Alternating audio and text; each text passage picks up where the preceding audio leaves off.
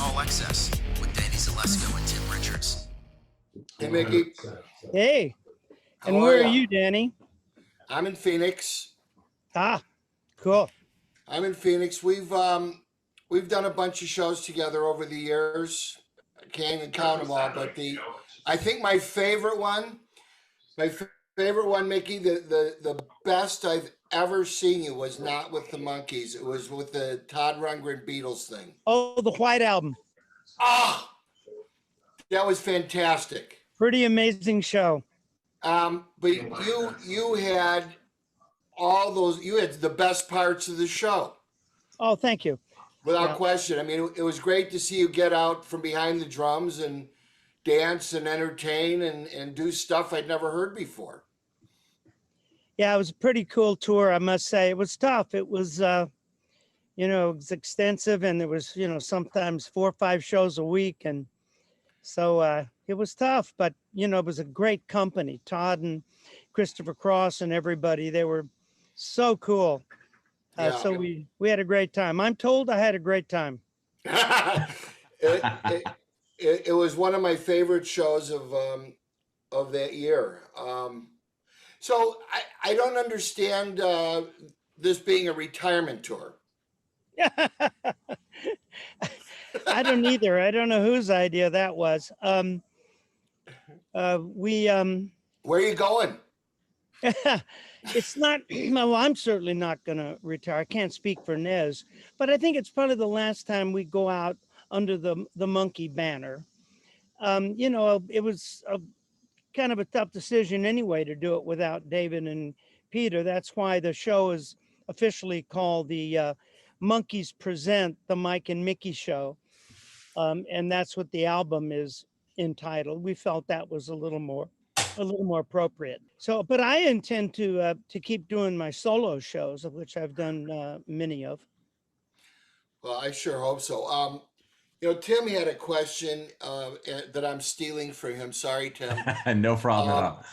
But being here in Phoenix all these years, I've been friends with Alice, your old vampire buddy, for many, many years. I was going to ask you if you knew him.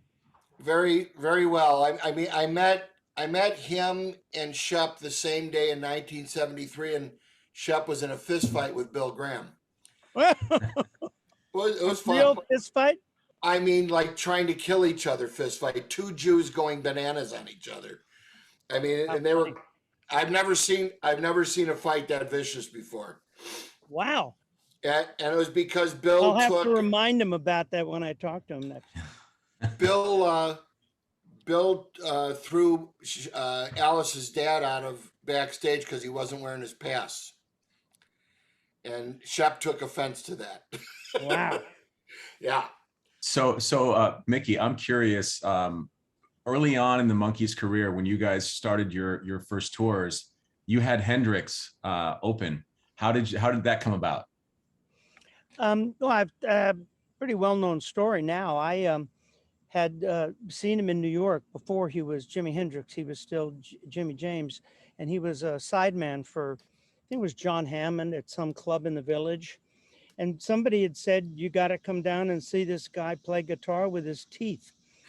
And I'm serious, that's how he was described. And I remember going down, and I remember seeing the act and seeing him briefly. And then months later, I was at Monterey and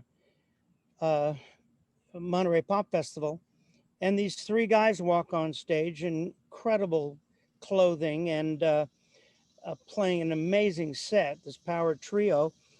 And I recognized him. I said, hey, that's the guy that plays guitar with his teeth. And sure enough, and at the time we were rehearsing and looking for an opening act for the first tour. And I suggested the Jimi Hendrix Experience. He obviously, after I'd seen him in New York, he went to England where Chas Chandler put together the Experience with Noel and Mitch. And I said they'd be really good as an opening act because very high energy and also very colorful, very theatrical, shall I say. And the Monkees were theatrical, very theatrical act. And Jimmy was very theatrical. You know, his persona on and off stage was very, very different. His on-stage persona was much, much different. But that's the same with Alice. I mean, you know, that's the perfect example of a difference between a person and a persona. Two different guys. And anyway, that's what happened. They talked to our people, talked to their people, I guess, and they thought it was a good idea. And he started and opened for us for, I don't know, 6 or 8 shows, something like that. That's crazy. We appreciate your time. We know you're busy, so thank you for taking the time with us. Hey, that was great talking to you guys. And I can't remember the date that we were in Phoenix. September 19th. Excellent. September 19th. We're really looking forward to seeing you there. There's a lot of people going to be showing up. I hope so. Oh, they're coming. So give us a good plug and say hi to Alice for me. I will do. Hey, by the way, Micky. One last thing about Alice. He and I learned to play golf together, being taught by my first wife's father. No My kidding. father-in-law. He taught Alice and I to play golf at the same time. Of course, Alice went on to just about be a pro. Yep. You know, they call up when he's in town. He calls and he goes, "All right, tomorrow morning, ball's in the air." I go, "What time?" And I'm waiting. It's always about 6:15, 6:30. He one of his things he has to be the first one off every day. Oh, really? And then he completes 18 holes in 2 hours, 2.5 hours, because he just plays and he doesn't want anybody in front of him. No, I don't blame him. And That's cool. Great. Thanks, guys. All right, thank you very much. Appreciate you. Thanks, Micky. Bye. Thank you. Hey, that's a good looking book you got there, Tim. Where'd you get that? I bought my good friend Danny Zelisko's book called All Excess. I heard if you go to dzplive.com, I can get one too. You sure can. Hey now. And here's why you want to get one. It is full of stories. My good friend Danny Zelisko has done concert promotion for 40 years. Sounds like a hell of a guy. He's a hell of a guy, and it's filled with pictures and amazing stories about the concert business. Buy yours today. All Excess with Danny Zalesko and Tim Richards.